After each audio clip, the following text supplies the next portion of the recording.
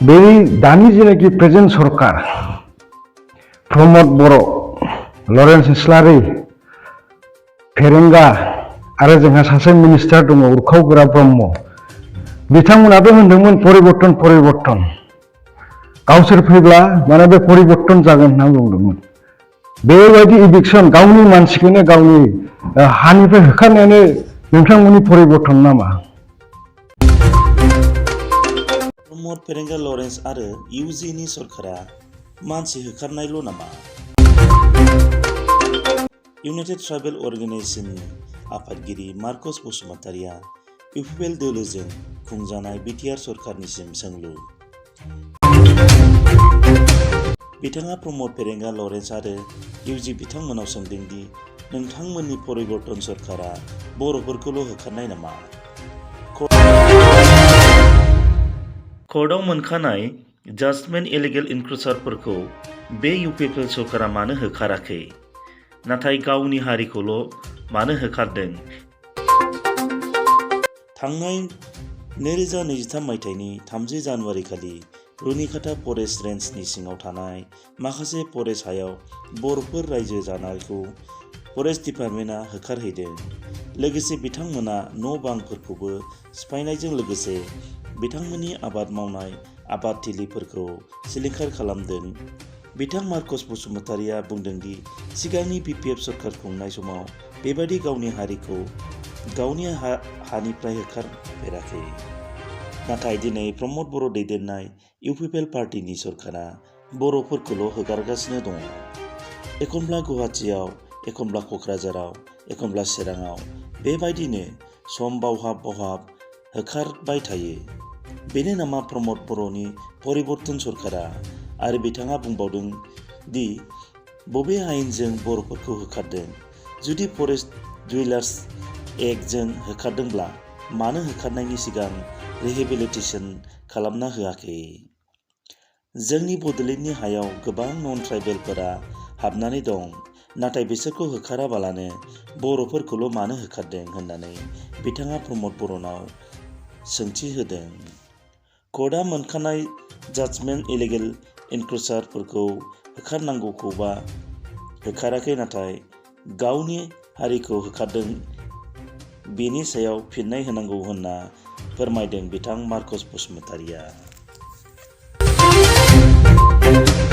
खुलुमबाय। गिबियाव आं इउनाइटेड ट्राइबेल अर्गेनाइजेशन अफ आसामनि जानानै राजाफोरखौ जोंनि गाहाम अनसायनायखौ बावहरनाय जाबाय। बे प्रेजेन्ट मैयानि जेनाखि इभिक्सन खालामनाय बियो बर' 300टा घरखौहाय इभिक्सन खालामदों होननानै जों मिथिदों। बियो जोंनि थाखाय जोबोद दुखुनांथाव बाथ्रा। मानोना जोंनि मानसिफ्रानो बे बड'लेण्डखौ सालायगासिनो दं। बे दानि जेनाखि प्रेजेन्ट सरकार प्रमद बर' लरेन्स इस्लारि फेरेंगा आरो जोंहा सासे मिनिस्टार दङ उरखाव ब्रह्म बिथांमोनाबो होनदोंमोन परिबर्तन गावसोर फैब्ला माने बे परिबर्तन जागोन होनना बुंदोंमोन। बेबायदि इभिक्सन गावनि मानसिखौनो गावनि हानिफ्राय होखारनायानो नोंथांमोननि परिबर्तन नामा? दिनैहाय 300 घरखौ नोंथांमोना मानो जेबो बेबस्था खालामनानै होआ मालैनो बिसोरखौ मानो होखारखो? नोंथांमोना दिनै जोंनि कुइसनखौहाय नोंथांमोननिफ्राय गोख्रैनो होनांगोन आरो जायफोरखौ नोंथांमोना होखारबाय गोदाव सोराव खालामबाय बिसोरनि थाखाय एकदम गोख्रैनो थाबैनो बिसोरनि थाखाय सेटेलमेन्ट खालामनो थाखाय बबेबा लांनानै बिसोरखौ दोनहैनांगोन। बेखौ जोङो इउटिनिफ्राय स्ट्रंलि डिमान्ड खालामो। आरो नोंथांमोनाथ' बुंदोंमोन परिबर्तन लाबोगोन। बे सिगांनि सरकार थानाय समावथ' जोङो खोनाफेराखै नुफेराखैमोन सासेबो बर'खौ बिथांमोना होखाराखैमोन। नाथाय नोंथांमोन पावाराव फैनाय लोगो लोगो नों गुवाहाटियावबो होखारजायो, कार्बि आंलंआवबो होखारजायो, ओमफ्राय आरो दिनै जोंनि बड'लेण्डआवबो होखारजायो। मानो? बेफोरनो नामा नोंथांमोननि परिबर्तना? जों आसा खालामदों बे जोंनि बुंनायखौ नोंथांमोना खोनासंगोन आरो